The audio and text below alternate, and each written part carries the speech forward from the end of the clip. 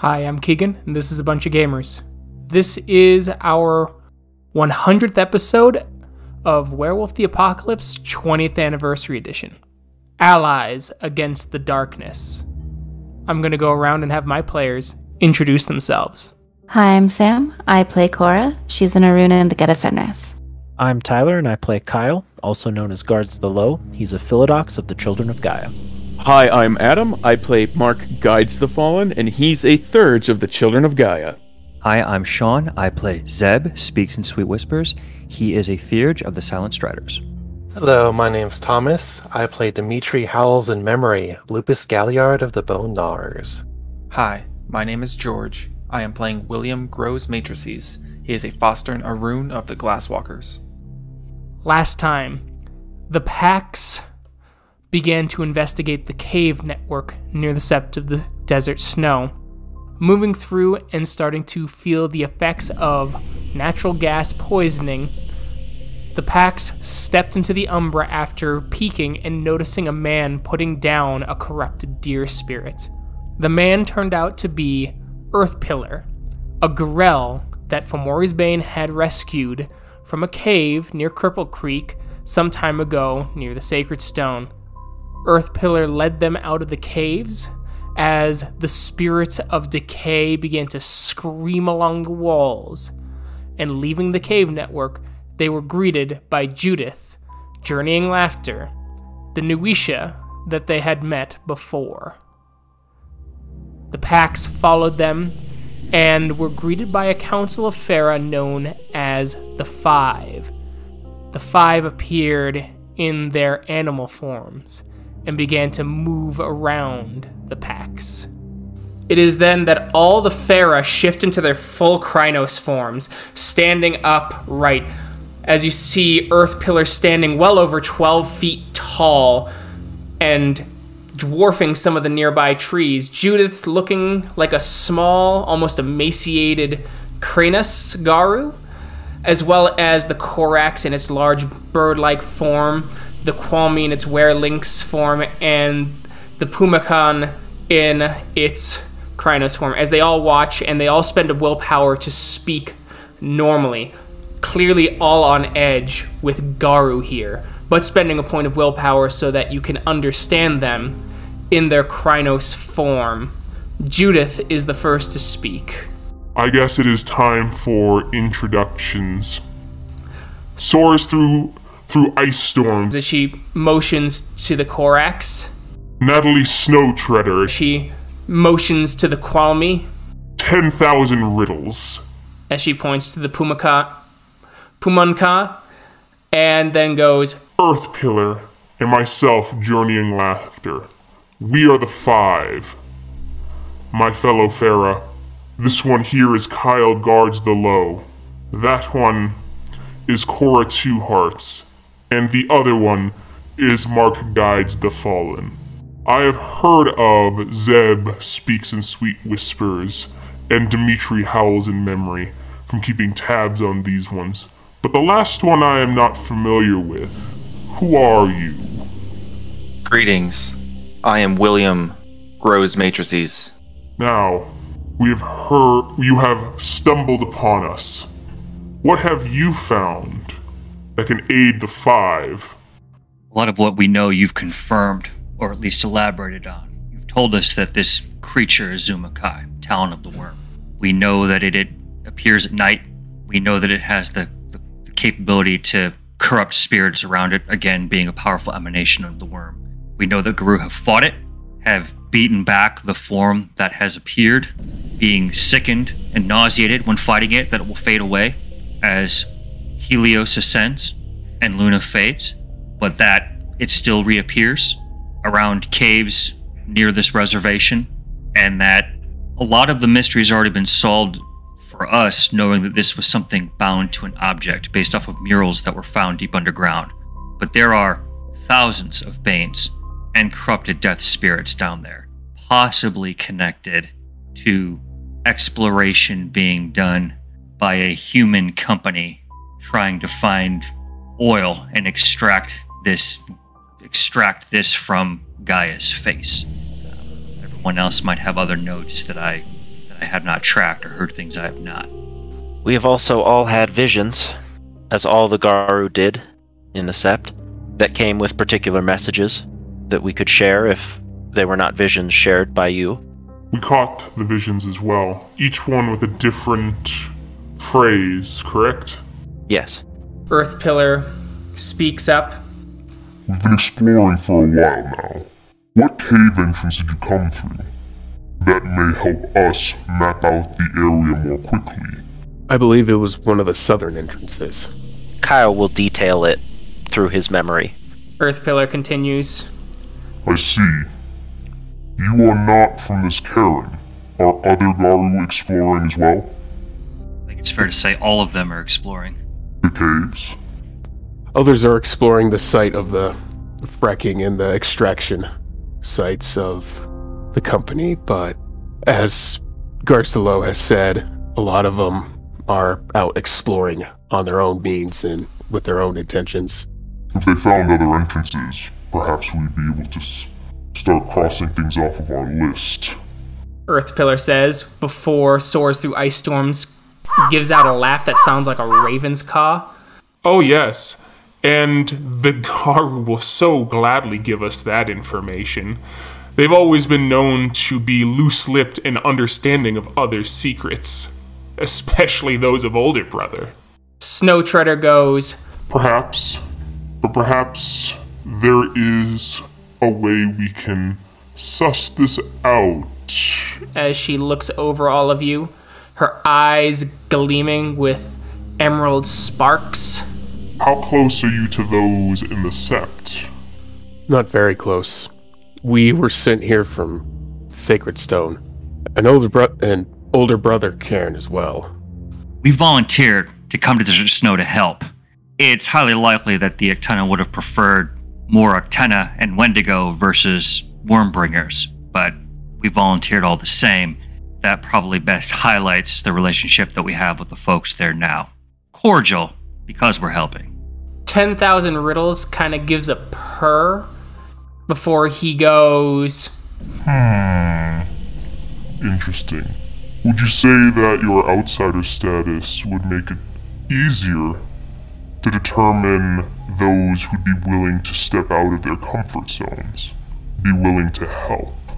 Perhaps information from the other packs and groups would be more freely given in our situation just to get the job done. So perhaps this is an advantage. Perhaps. 10,000 Riddles continues and then laces his fingers together as you see the claws reaching out and gently combing the fur of his hands as he thinks. Imagine, if you will, that a cat decides to work with a dog. The dog then goes and sees other dogs that they have fought with before, at least others of that breed. The dog then sees some that they've never seen before in a large group, and that dog notices a pack that, like them, is willing to sniff and understand cats rather than chase them. Perhaps this dog then finds that pack and brings it back to the cat, so that the cat can understand, so that the cat can then draw more allies, and the cat remains safe from the roaming packs of dogs that would much more rather eat a cat than help it. We've spent precious little time with them, but there are a couple that I have a good feeling about that might be willing to work outside their comfort zone or on something that they weren't expecting. It's then that Snow Treader gives kind of, you see the hair on her body kind of stick up and goes, I'm sure. as she looks over you all before going, Is this safe? Most of us outrank the ones here. I can smell it on them, but another 5? No more, yes?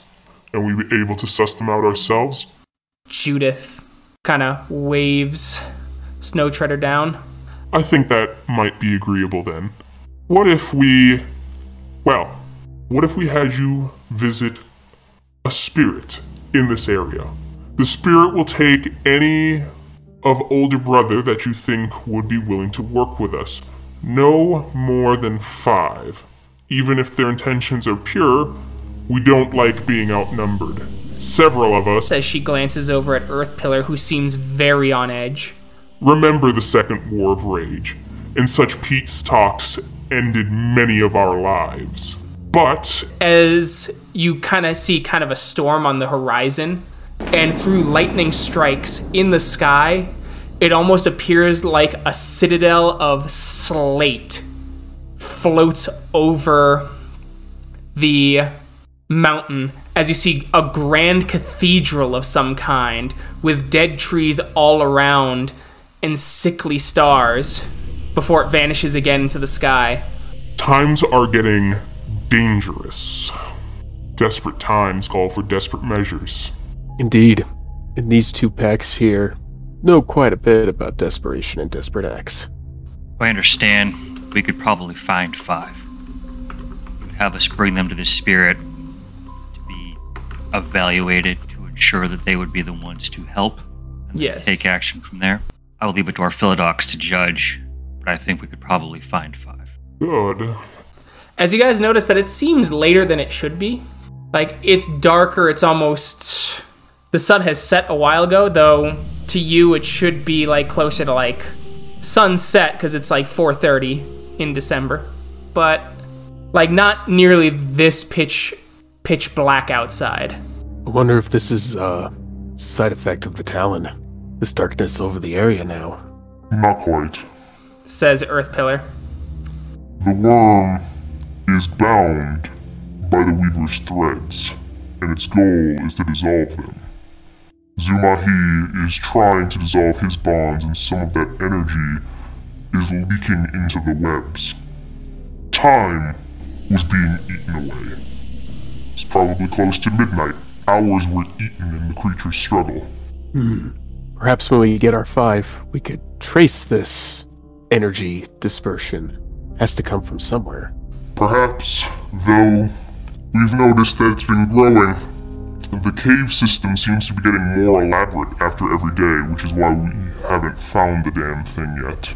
It's trying to make the caves more like home. A vast labyrinth, and eating time only affects us. It doesn't care. Right.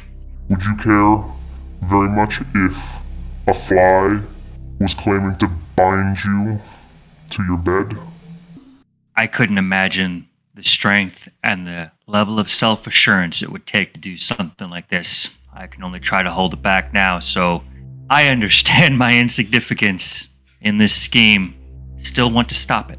Well, it was bound the first time somehow.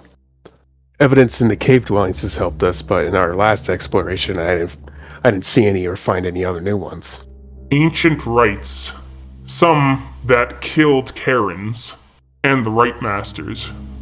Hopefully, since the creature is not fully freed, it will not come to that. Let's hope the Gaia doesn't witness that firsthand, and I'd rather not see it again. Return with your 5. We'll give you some time to suss out. Perhaps 2 days. I fear we can't wait any longer than that. If you can come sooner, so be it. The spirit will be here and bound. We'll see you then. All Gaia's right. blessings. And so you guys start heading back, moving through the woods. As soon as you leave the area of the mountain, after about 20-30 minutes or so, 5 hours worth of walking and fatigue slam into you at once as you are outside of the time bubble. And now, because the hours that you lost are treated as doing exactly what you were doing in the hours you were there. You guys get back to the cairn. It's about 2 in the morning. Gotta sleep. Yeah, same. Yeah. Mark will Alright. say his prayers and go to bed. All right. You guys go to bed. Zeb, you're back at the farmhouse. It's dilapidated. The crops are rotting. Prudence, Prue, are you here? As you hear in the kitchen, the old familiar voice of Jonah. Zeb! Father, where is everyone? Gone. They've ended. As you walk into the kitchen, and see a wall of flesh, Jonah hanging out of it, his body attached to it, festering sores all around him. Zeb. I won't leave you like this, Father. I won't. Kill me. Kill me, I will. Zeb. You kill him, and you hear on the wind, All things must end. That isn't a bad thing. as the room kind of rumbles and you find yourself awake the next morning. Kyle, you are sitting with Steven back at Colorado Springs. There's only streetlights, no cars, no people, no animals. Steven's sitting with his back against a wall, seeming to be in quiet contemplation. What's going on, man? It's ending, Kyle. All of it.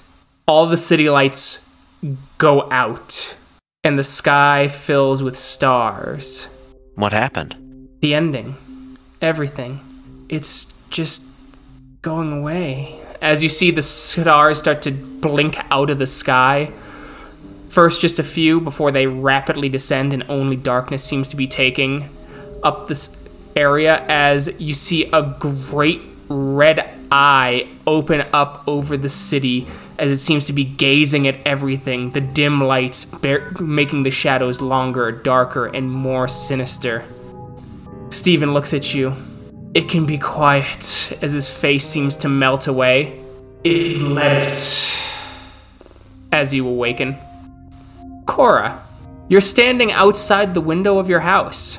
You see your mother inside, crying. She's alone. Bottles of alcohol scattered everywhere. Cora's gonna... I guess she starts crying because, like, she still loves her parents, and seeing them, like, her mom in such a state is really heartbreaking, you know? Your mom looks up at you. She jumps back in shock, bottles falling to the floor. She goes, Cora? She'll nod go to the door, like the front door. As she starts to back away as the door opens of its own volition. Why are you haunting me? Is it because you don't think I loved you enough? Did you think I was too hard on you? How could I have known? How could I have known about the attack, the accident, that you would die, that I pushed you so hard? Cora, why are you haunting me? Why can't you just leave? Cora will, like calmly, like, walk up to her mom and try and give her a hug, like, let her know, like, I'm real. I'm here. As you hug your mom, and her eyes close and she turns to dust in your arms, as the whole building begins to turn to dust and blow away, you hear a deep, booming voice. Life is suffering. It needn't be. All things must end. As you find yourself awake at the Sept of the Desert Snow. Mark, you find yourself back at the Sept of the Five Mirrors, and Lake Superior is empty. The slick, slime-covered rocks are already beginning to cook as long dead and abandoned ships begin to rot. The corpses once preserved within the icy cold waters, no longer protected, begin to stink. The sun is baking the world. The trees begin to wither as you see a great spirit of steam and mist rise up from the corpse of the lake. It is Lake Superior. Screaming in agony and pain, the form of mist and steam just swirling around you as you just hear, "It's not too late, Mark! I can simply end!" As it shrieks in your ear, and you see the world around you begin to rot away. Mark will start calling out Nightbiter's name. So you see Nightbiter kind of arrive. He's torn up, blood dripping from open wounds, his left arm hanging on by a literal thread as you see the elbow spin well over 360 degrees one way before the ligaments get taut and start to spin his arm the other way. An eye is missing as he limps up to you. Mark. Jonathan! And I'll go perform Mother's Touch on him. As you try, you see the rot come into your own hand. As it starts to burn away, it's absolute agony. As you just hear the deep voice on the wind. Prolonging the inevitable brings pain. All things must end. As you find yourself awake. William, you find yourself in the forest. You're dirty, clothes are kind of torn, no cell phone service at all. Just a miserable, trudging, hiking experience. Just ahead of you are Zeb and Dimitri, as they seem to be beckoning you to hurry up. I'll foretold this day, boys. Today we die under the full moon. Forward, Gaia, damn you! Forward! As he rushes over the top of the hill just out of sight. I'll trudge along up past the hill. As you follow up, you see the grim scene. You see people, you see a city caught or burning down in a great fire as it's consuming the people within. People screaming, worm beasts laughing as they grasp fleeing people and rip them apart. The smell of burning flesh is nearly overpowering as burning bacon and grease fires waft into your nose, singeing your nose hairs, before you see the rest of the horrifying scene. Zeb screaming as he continues to fight, as 1,000 worm-like hands grip him and start to rend him apart, piece by piece, chunk by chunk, before several hands grasp onto him, one grabbing into the socket, another with a finger clawing into the eye as it pops and leaks over like overly wet Play-Doh. As he continues to scream, his other hands grab into the jaw and they rip it open like a fresh, or as an overripe melon, as brains and blood and flesh and bone strike the earth, before Dimitri's eyes go wide as he crawls over to the limp corpse and begins begging Zeb not to die, not to leave him alone. Please don't abandon him again, over and over again, before you hear upon the wind. I can save you from this pain. Just let it end. As you awaken. I take it everybody else had a nice haunting dream last night? Very haunting. Not one I would like to recount. Certainly not, but maybe we can find a common thread in all the dreams again. Perhaps we're not the only ones to have this dream. And Mark will describe his dream and focus on the voice that was speaking to him near the end. And it said, all things must come to an end. Cora will recount her dream also, and she will also mention the voice that told her that everything has to end. Well, with my dream, without going into the gory details, it too was about letting things end. It seems clear enough to me that whatever these dreams or visions were, they weren't sent by Gaia. I think we're better off letting them be, ignoring them if we can, as difficult as that may be. Possibly the worm fiend trying to reach us in our dreams. Again. William, this has happened to us all before. This is the gateway that the worm used to tempt and then try to insert taint into us and cause us to have to go to Erebus in the first place for purification. So we've gone down this road before, and Kyle and everyone else is right. We have to acknowledge it, knowing just how dangerous things are now. The Fera said the same exact thing. But it can't be something that we let cause us to doubt what we're doing, because clearly we have its attention now if our actions and what we're doing are causing these visions to happen. And it wants us probably to stop. Hazards of the job is what you're saying. More than a few. I guess we could just chalk it up as a bad dream being a bad dream this time. I don't think we should do that. I think we need to acknowledge that it's happened, but not give in to the temptation that the Talon is enticing us with. That's why we're talking about it now. Quite honestly, it's why I'd rather we stop talking about it now, too. Quick work at ending the conversation means quick work in ending the Wyrm's influence. I have to go with William on this one. Ignoring it outright was what, and trying to get past it was what got us in the first place. I think we stay aware of the fact this isn't going to stop. We're on a path. It's going to keep coming at us. The first things we get are from Gaia warning us, right, of what this end is. The Wyrm's going to ramp up its game. It's not going to slow down. Related to this and finding friends, there were two immediately that came to mind, and one issue is, well, first I thought about Heather, and Endless Memory might have a few people that she trusts that we can talk to. She's Cleoth, she's young, she still might know a few. The only other one that I can think of that right off the bat would be helpful to speak to would be Sing's Old Songs. But I don't know what you all think or who you all think might be good to talk to about this to see if we can find some folks to help us out. Again, if time is being destroyed, that 2 days might not be 48 hours anymore, and the sooner the better. Less dreams is definitely preferred by me too, Mark.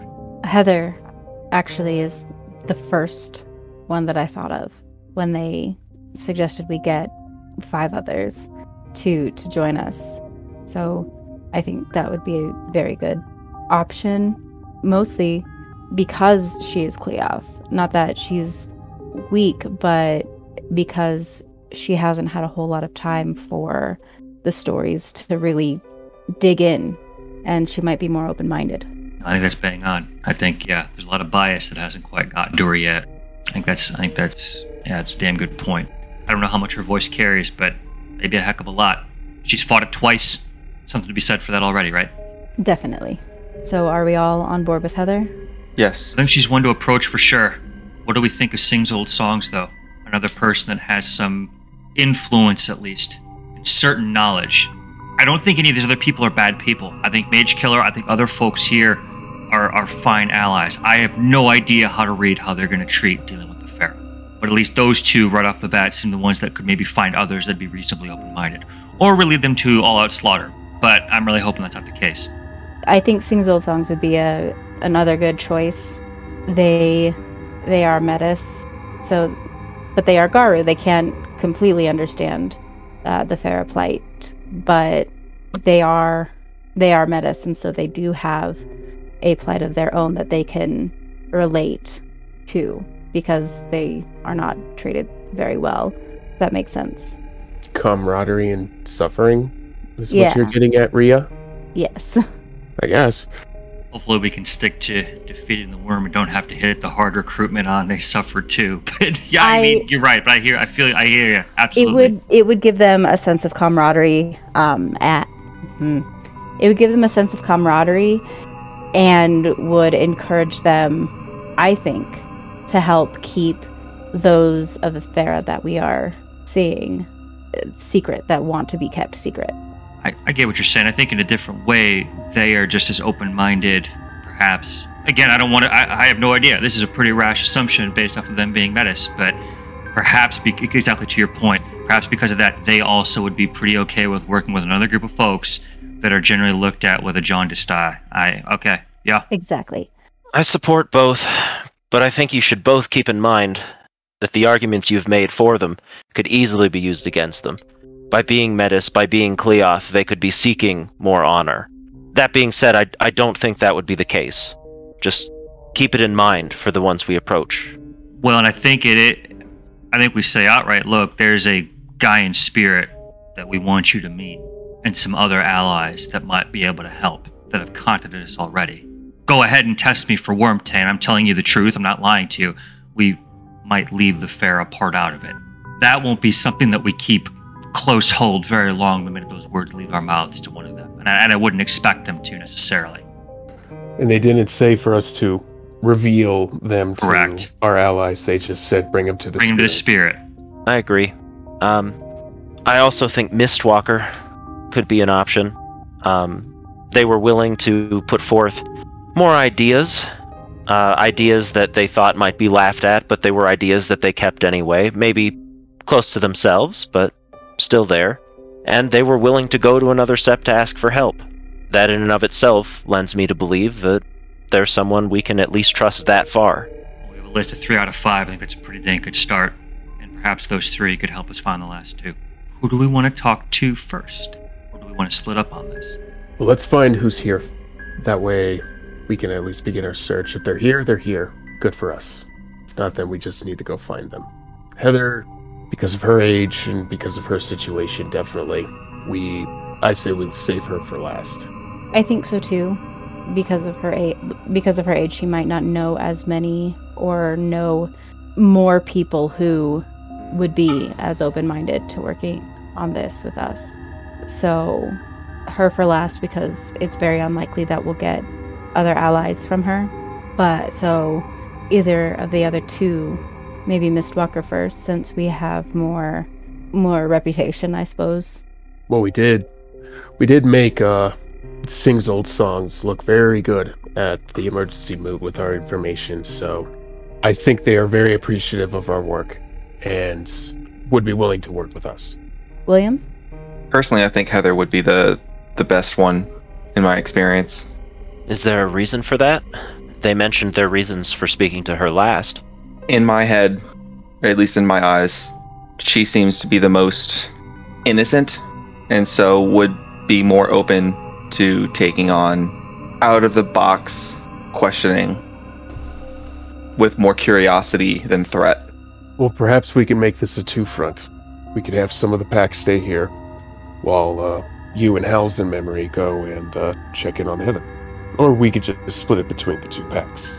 I'm actually rather sold on speaking to Mistwalker first, only because Mistwalker was indeed the one that had to go out there in front of the people to help. And if there's a person to start with, it might be the person that, the guru that had to go out and do the very thing that we're trying to do now, especially when the Actena aren't necessarily everyone's friends.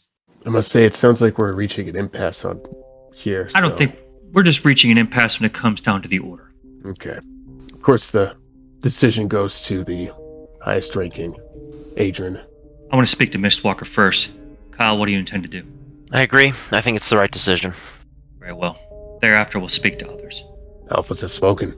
You head over to Mistwalker, who seems to be doing some early morning exercises, doing some running along the trails just to keep fit, especially in this warrior culture. Picking up small boulders, pressing and throwing. If they get too big, shifts to Glabro to get the same effect. Mistwalker, if you have a moment, I thought we might speak. Oh. From where he's been. Lomans. They wipe, as he wipes the sweat from his brow. Yeah, I've got some time. I thought we might ask a couple of, somewhat esoteric questions. It is related to our investigations, but I don't want to color it with what we've learned.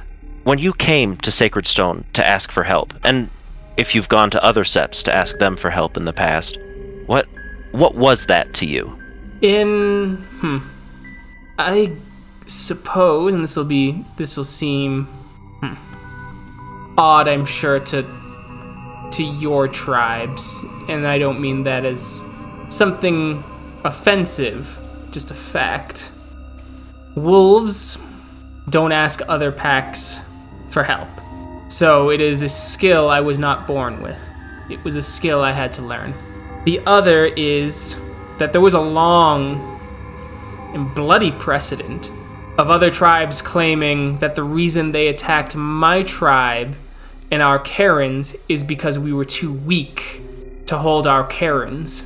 And so asking for help fills me with trepidation that I have to go in and make sure my tail is held high and that my fangs are still yellow and rusted with the blood of my enemies to make sure that any sort of Get of Fenris or Fianna, as he kind of glances at Cora for a moment, don't get any ideas that if they help us with our problems, that they can just take this place from us. In some ways, I fear that anytime we ask for help, it opens us up to attack. But our Karen is not as large as your Sacred Stone. There are only 17 Garu here. and we patrol such a wide area, and have to help our kin fight off Zoltan, and now this. It was too much. I would have preferred older brother to come, but at the end, a Karen must be protected. It is one of the greatest laws of Litany, and one that cannot be broken, regardless of mine and my tribe mates' fears of how Wyrmcomers tend to treat those who ask for help in good faith. For my second question, do you think that older and younger brother would have, well, participated in, been part of the Second War of Rage if it were not for the Wyrmcomers? We tried to fight alongside many of the Fera. Some didn't, as an attempt to prove themselves to protect their Karen, but we had a steady truce with the Gorel, the Bastet, and the Korax that called this place home. It wasn't like before the First War of Rage, but it was certainly far more peaceful than it is now, and far more peaceful than when the Wyrmcomers decided to declare war on the Fera again. If you could go back and stop that War of Rage, would you?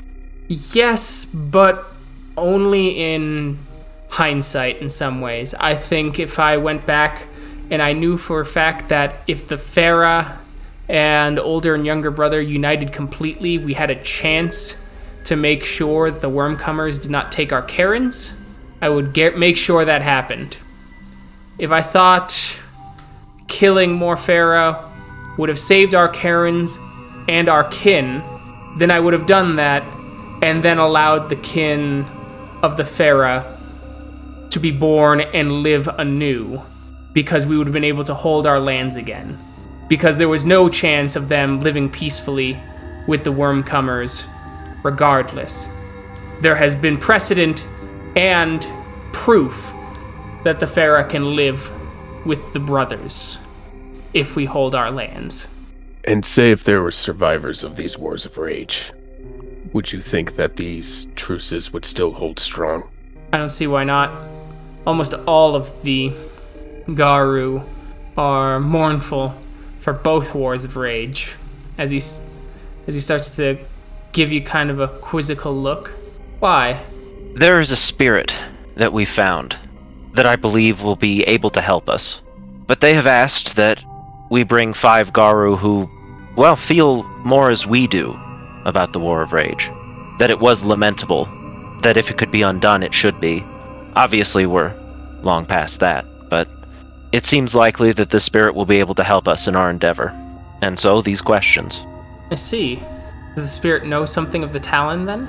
More than we, at least. I'd be very interested in meeting this spirit. Well, and I think that's the plan.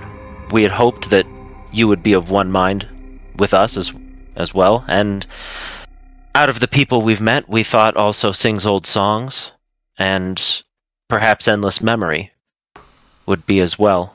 But we would love to hear your opinion on the matter if there are others, or if you disagree with who we've thought of.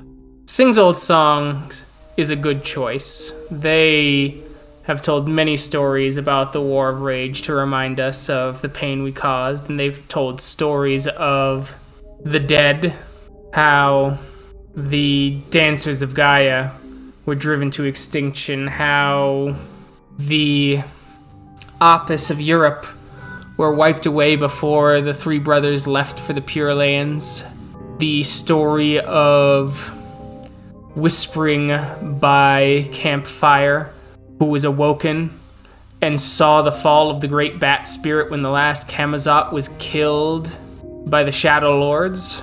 They are a good choice. Endless Memory is an interesting choice. I think she is of certainly one mind when it comes to the Fera.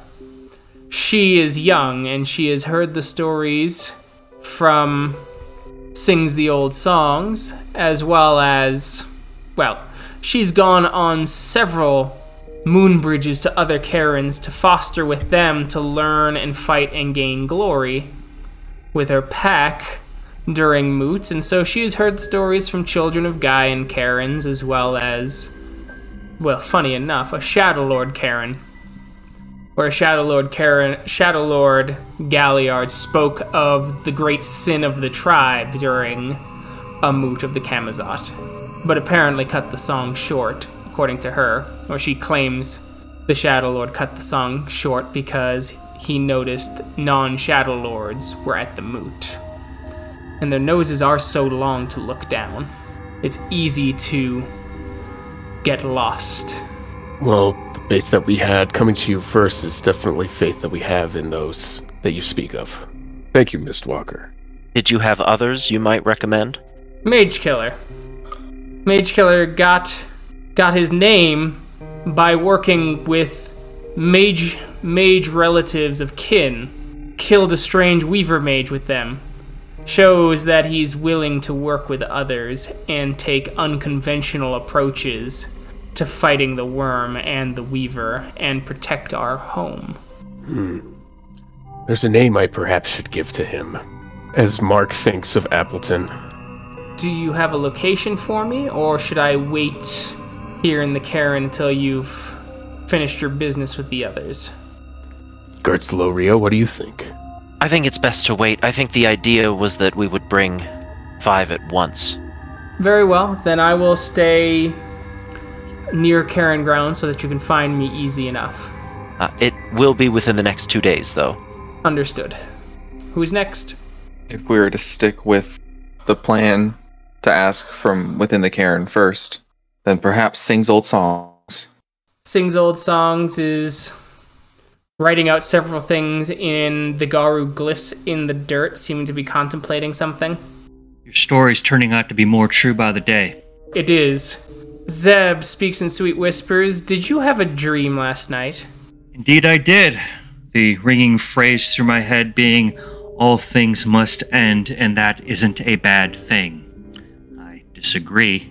My packmate's the same, as well as Fomori's Bane. You too. Yes, I've noticed the pattern. It was all of us who decided to go exploring those caves. Those caves were thick with Banes in the Umbra, and that gas was devastating in the physical world. We came across a scrag that had the ability to umbral quake.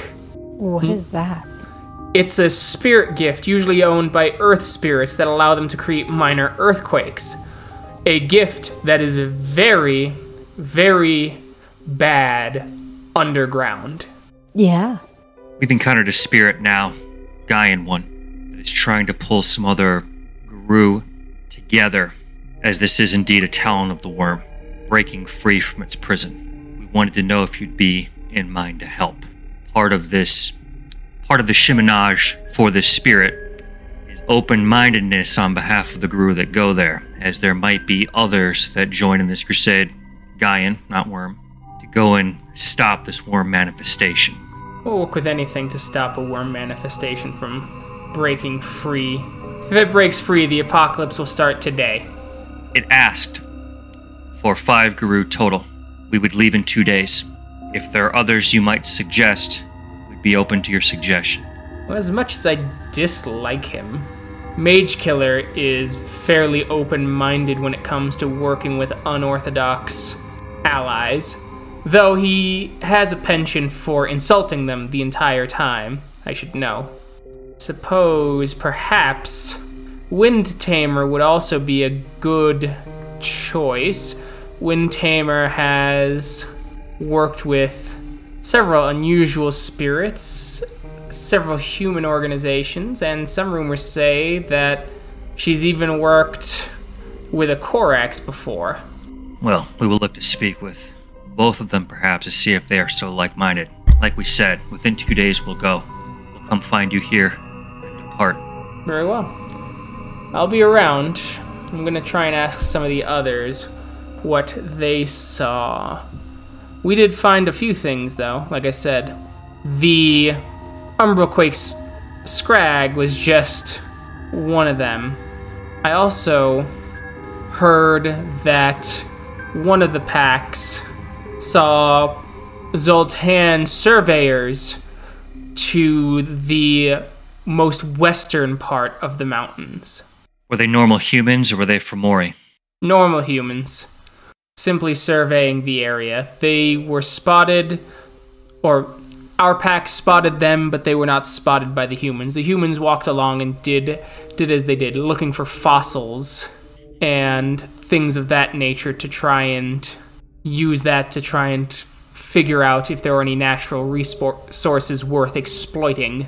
That scrag that was found, was it killed? Yes. Was there anyone with spirit speech that was around during its slaying? Yeah, we all have spirit speech. Was it mention anything? Perhaps was it saying anything related to our dreams and visions we've been having? It said that the mountain would crash down and the world would become nothingness. Ah. It was quite articulate for a scrag. I was about to comment. Is there anything else? No, I think we have more Guru to speak to. Thank you very much. We'll see you soon. Of course. Moves off as you guys find Heather. She got some dark circles under her eyes. She seems a bit tired. William, why don't you lay it out? Heather, putting it plainly, we'd like for you to come see a Gaian spirit to help us with our current problem at hand. We believe that you are open-minded and are able to work freely with unorthodox allies. Thank you, Rhea. She looks at all of you a little confused, but not unwilling to go along with meeting a spirit.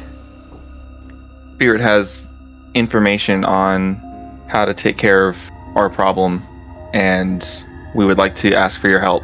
Sure, yeah. I'd be more than happy to help. I like to hear that. In 2 days' time, we should be leaving.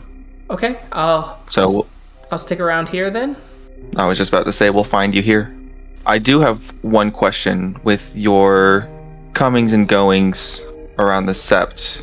I would like to defer to your judgment on any particular other Garu that you might think of that would have a keen interest in meeting with this spirit and working with other allies.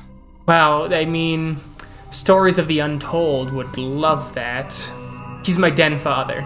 He's very open, very understanding teacher.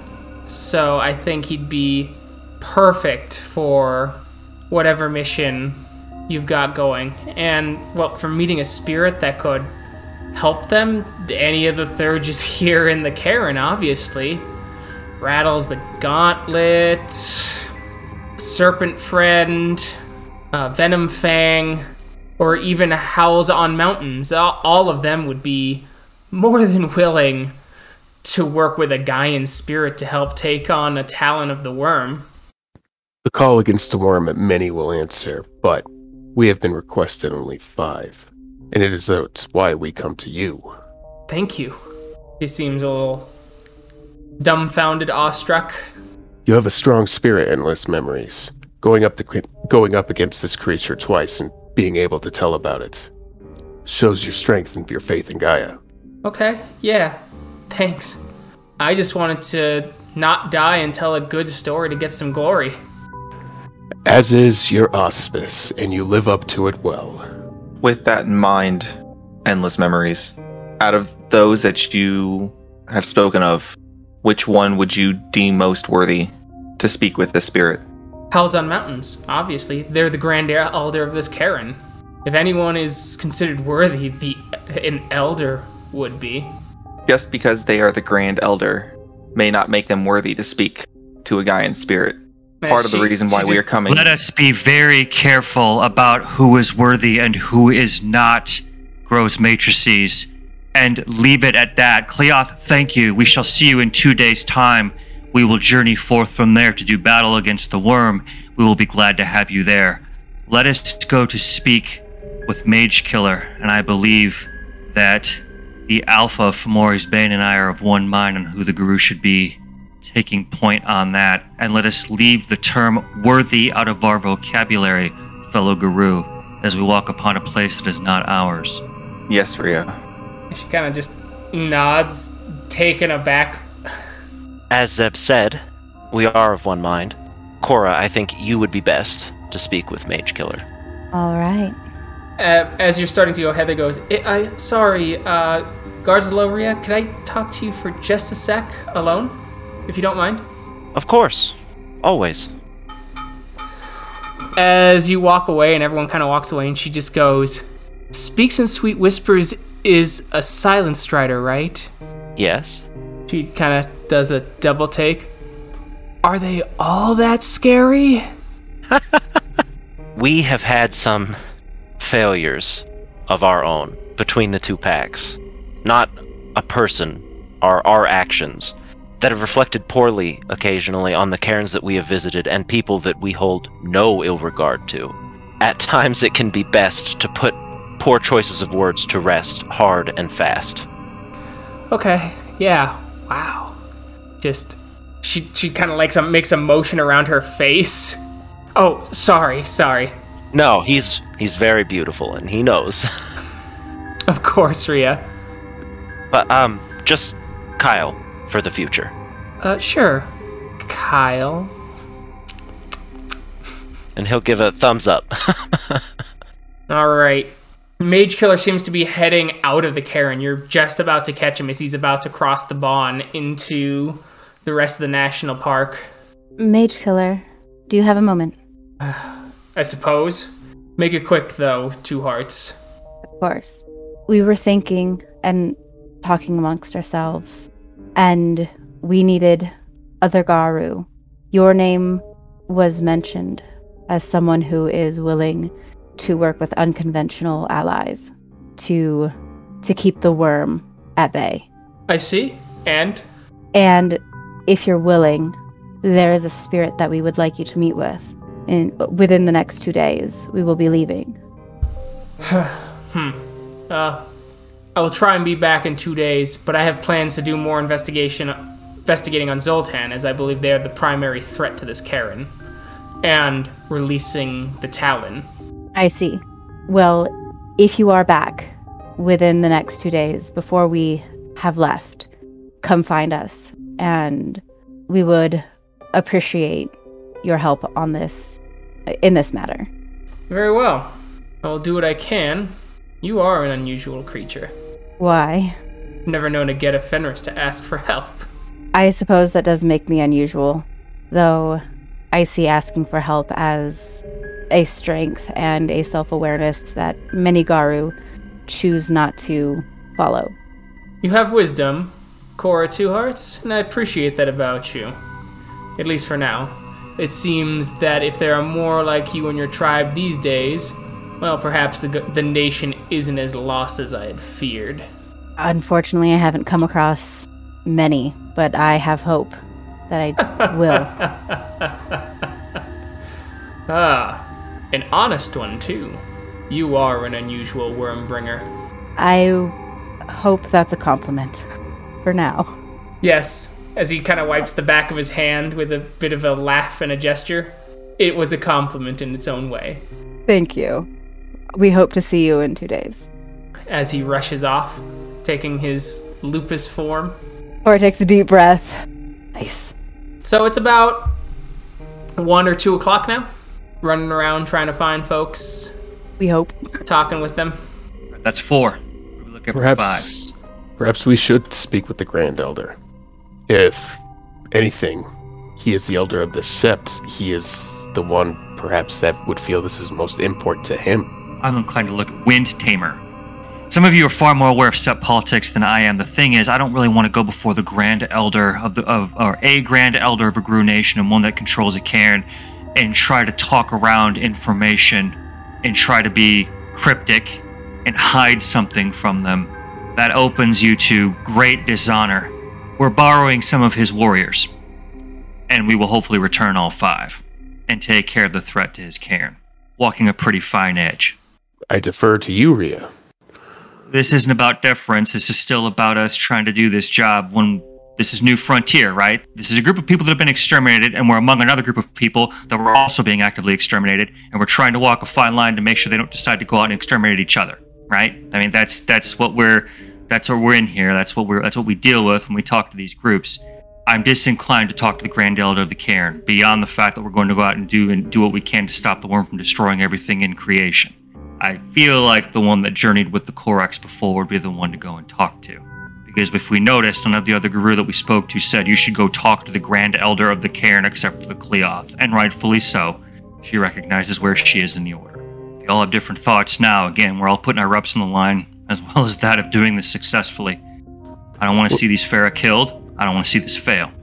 I have no strength left in this fight, for I failed my duty to talk to Heather, put me in my place, Rhea. But I do think she still holds, if you deem it so, I do think she still has some weight to maybe stories of the untold. But that is her den father, so of course she would speak highly of him. No, I think that's a good point, but I wasn't sure if they would necessarily be inclined to have the den father suddenly disappear and go off on this journey when there are cubs and young Cleoth to train. Again, I don't know how many they have here, and I wasn't about to get involved. One den father being lost is enough of a tragedy. We've seen it before.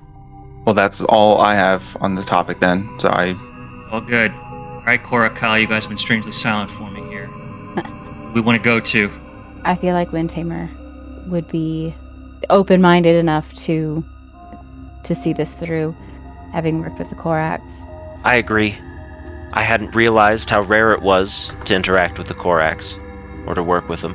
And if that's so far away as to just be a rumor, I think that they're our best bet. Yeah, it's real weird that we've worked with them so many times. Windtamer it is. And so, you find Windtamer. They're staying on Cairn grounds mostly, as they are part of their dual elders.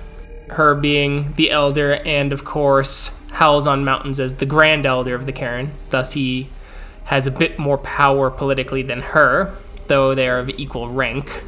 Windtamer goes, "Can I help you?" Yes, so we had heard kind of an interesting rumor, and I wanted to ask you about it, because it's something that we had dealt with in the past. There was a rumor that you had worked with the Korax in the past. I did. Would you mind telling us about it? Oh, certainly. The Korax are the least rare of the Fera. Most of them survived the War of Rage. I know several survived by working with the Get of Fenris, and many with the three brothers. Why do you think some of our kin have stories of Raven? No, it was when I was a child.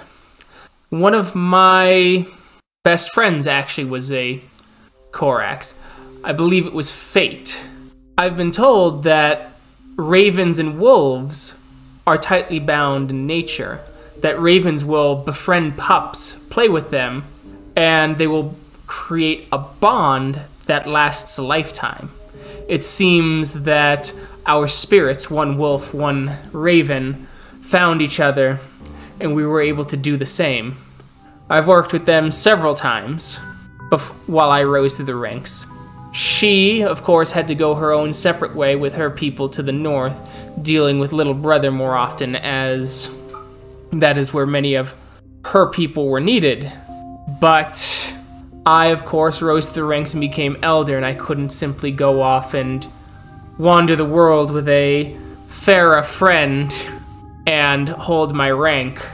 That's understandable, if not a difficult decision to make. The bonds we make, regardless of who they are with, are what keep us alive. At this point, I think it is best for me to be frank. We have met with some Fera, and they seem to know how to seal this evil away again.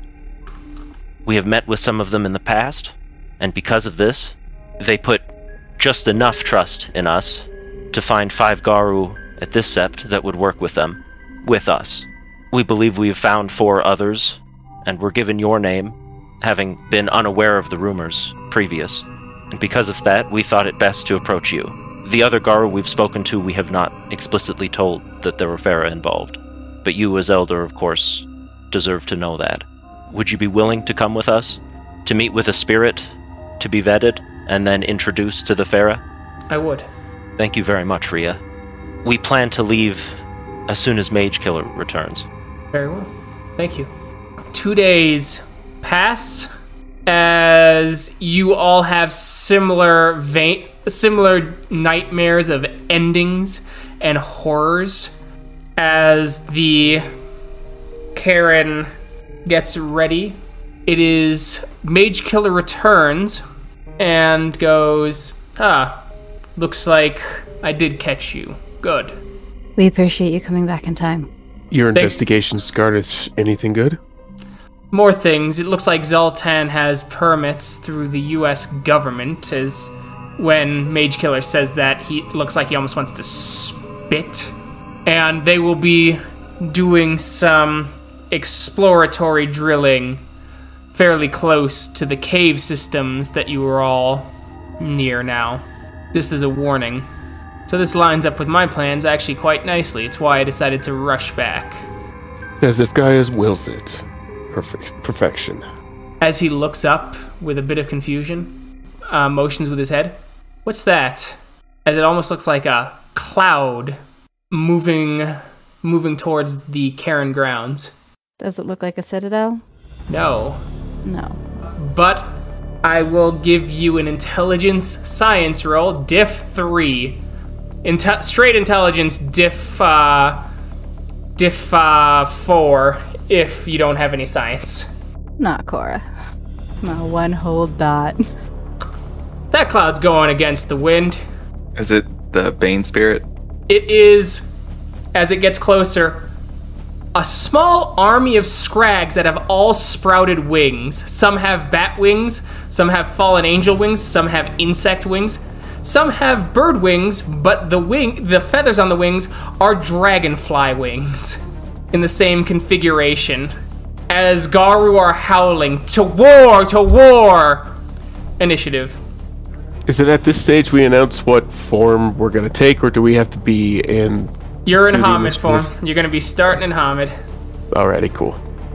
So, Scrag 1 is going to move up. You'll see, and it's going to do a blast, and it's going to be spewing vomit. We're gonna say Mark. Zeb, what are you doing? I think I'll fly up to the nearest Scrag and attack. All right, Hamid form, huh? Sorry. I'll expend a rage. I'll expend a rage to shift to Krynos, and I will attack the nearest. I'm gonna say the closest to Scrag 2. Mark? Mark will... Let's see.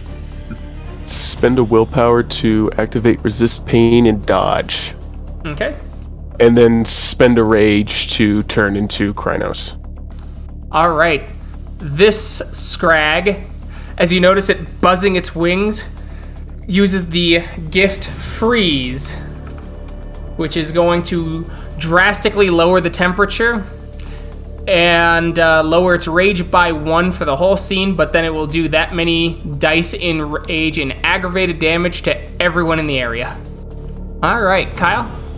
So Call to Duty does not, in the second form, doesn't require a roll, though it's spending Gnosis, so can I do that and still, shift? Obviously not spending rage, but just... I would say that counts as the action, doing the call of the... the call, so. All right, then I'm just going to do the Call to Duty. Cool. Scrag 3 is going to use the gift Updraft and use that to levitate Cora into the air so that she is floating helplessly until she can get out and possibly take some damage on the way down. That's not a dodgeable effect, is it? No. William. I would like to shift to Krynos and then spend a point of rage to activate the gift Razor Claw. Okay. Cora. Well, I am going to first activate Resist Pain, and then I will, so that's a willpower, because I'm gonna fall at some point, spend a Gnosis and activate Trollskin. And you're in Hamid form. Oh, that's right, I am. And Trollskin is an action, isn't it? Yes. Okay. In that case, I'm gonna save that Gnosis for my next roll, and then switch to Krynos. All right. And what are you gonna do with your other action? I can't do razor claws right now because I have to be on the ground for that, right? You haven't been lifted yet. Oh, you're so fucking right. Yeah, I'm gonna do razor claws. Spend a rage point. All right, so you shift to Krynos and you start sharpening your claws, so you'll have better claws. William, you do the same. Updraft. Cora, as you feel the wind as your claws start to get sharp, you feel the wind just like whoosh as you are launched about 20 feet in the air. Perfect. Kyle. I summon everything within a mile, please. As you give a great howl and start summoning the spirits, as you're just in Hamid form too, you're just like, ah, just howling out, calling all the spirits as the great rattlesnake of the Karen starts to arrive. Snakes, water spirits, awakened tree spirits start to move, bird spirits, the works. All right, freeze. So everyone needs to roll soak. And remember, if some of you haven't changed yet on your turn, so Zeb, I don't believe you shifted to Krynos yet. Actually, you're still in Hamid, so you just take straight 3 ag. Sweet. Cora, you soak all of it. As you see Zeb there and Kyle in their Hamid forms, as you see the wind starting to the ice cold starting to create frostbite just on their bodies, as you see their skin starting to blacken and purple in patches. You see Zeb, Kyle, and Mark as you see patches of purple and black skin starting to form on their human faces, along their extremities, on their fingers, as the air gets frigidly cold. All right, Mark, you've used Resist Pain, and you are shifting into Krynos. Okay.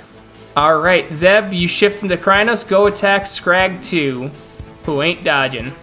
Zeb, you do 3 damage, and these Scrags actually seem slightly weaker than normal, but when you rip it open, the Scrag pops like a balloon, and you see 1,000 little spirits that look like you in every stage of your life, up to an old man in every single possible form, as they laugh and giggle, and they rip a point of essence out of you before they fly back towards the cave systems, disappearing. Essence, you mean Gnosis? Yeah, Gnosis. Well. Haha. All right. Mark, you may dodge. All right. Alrighty. So they hit. Oof. You may soak, though, now. Nice.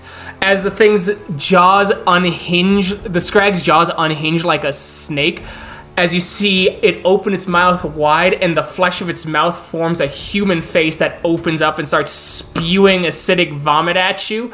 As the vomit strikes and you're able to soak it off, as you grab quickly a couple clumps of hair, but no actual physical damage, as you fling the vomit onto the ground and it starts hissing and eating the stone below. Ugh. All right. With that Scrag's gonna try and vomit on Mark again. Zeb? It'll just be another attack again. Move to the nearest Scrag and attack. Okay, well, so that's Scrag number 1. Mark? I'm going to spend a Gnosis to activate Unicorn's Arsenal, and that's just an instant thing. It's just to spend the Gnosis, no roll or anything. Okay. The rule is that anything that takes lethal damage from me loses willpower. Okay. As well. If that happens, I'll look up the rule more specifically. Let's get through this.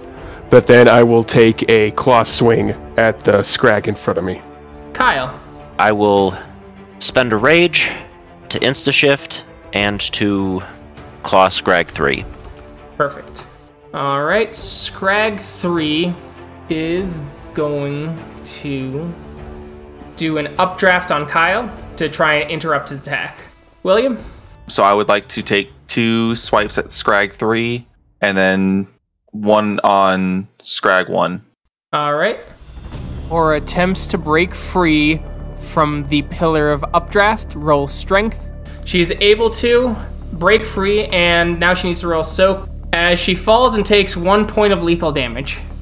That's her turn. William, As you notice Cora hitting the ground too, you notice other small spirits holding globs of gnosis flying off as more and more scrags are being killed by spirits here.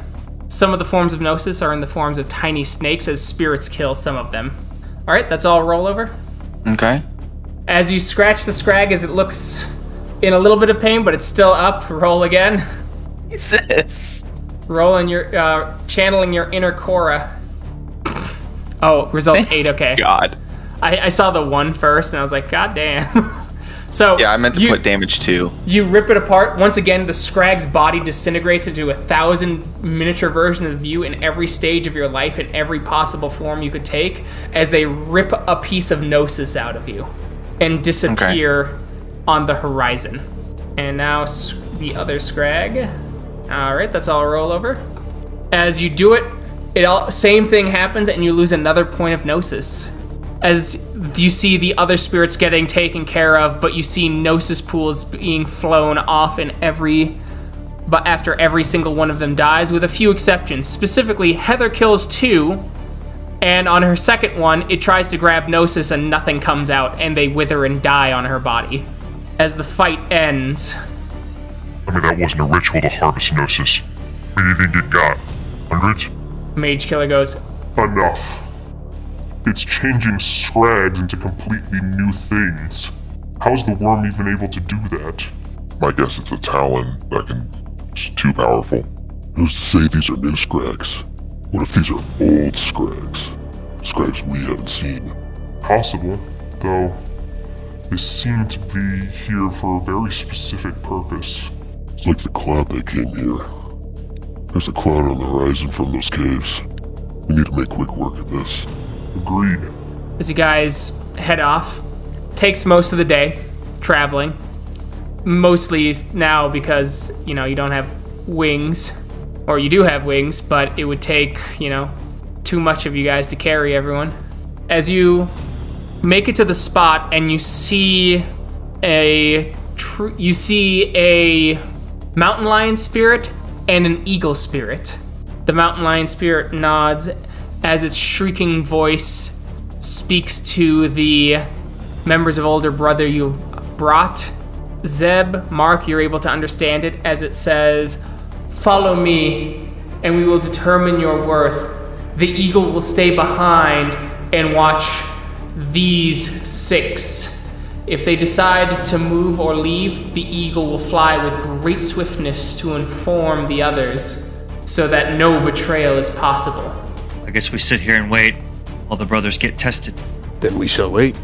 And as you wait several hours. By hour 2, bored as the sun is kind of just starting to set, starting to get cold, and a bit of snow blows in.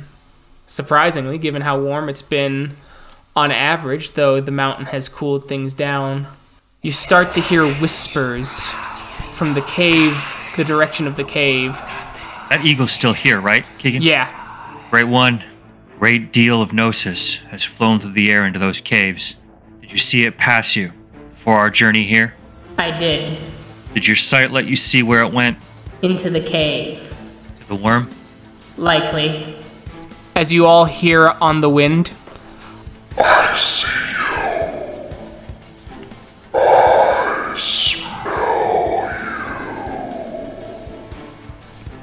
Fear. The eagle looks around. It seems trepidatious as its feathers kind of fluff. Perhaps we're to be tested too. Perhaps we're to be tested too. Did you hear those whispers too, Great Eagle? I heard them. As it shakes and its feathers kind of rustle. Mark will take a little bit of gnosis in the shape of I guess maybe like a warm fire to help warm the Great Eagle spirit. And he'll just kind of offer it in hand, just shake it. Grabs as the fire enters the body to warm it. I see far. I see the entrance of the cave. The cave is several miles from you. It's like 2 miles from you. Do you see anything gathering there now? So many eyes. I see. I feel you. Well, if it feels our fear, perhaps it feels our spite of the fear to do what we're here to do. As you hear on the distance, or you hear on the horizon. You can do nothing. Mark guides the fallen. Mark will just kind of shake his head and kind of look off into the distance with a solemn look, not really knowing how to respond to that.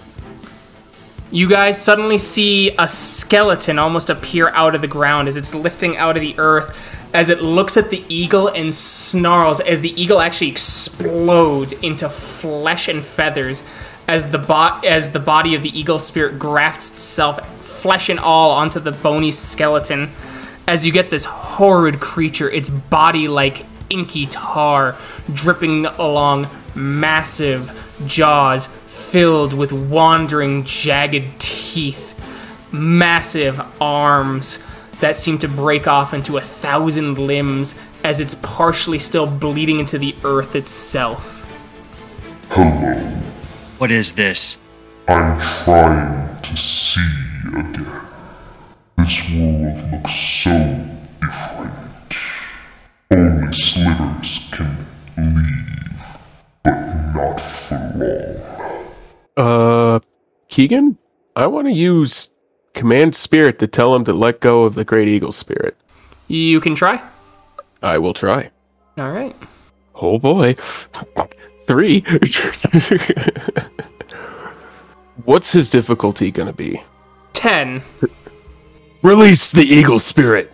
As you feel your legs buckle and you collapse.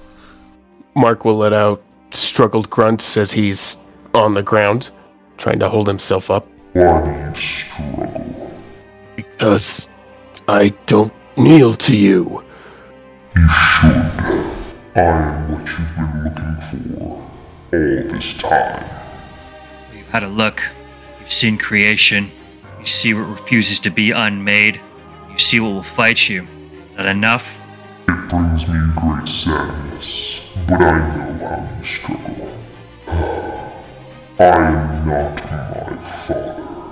I am the closest thing you'll ever see to the pure Wyrm, the primordial Wyrm, the father of balance.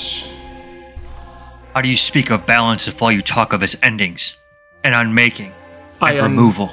Have you seen how much has been made? How the world chokes with making? It has driven the spider mad. It has driven the turtle under the sea. And it has captured my father and turned him into something unrecognizable. I do not bring suffering with my destruction. Only an end. The first to the kill, so that others can take no pleasure in it. And what of creation and Gaia from your end? All things must end.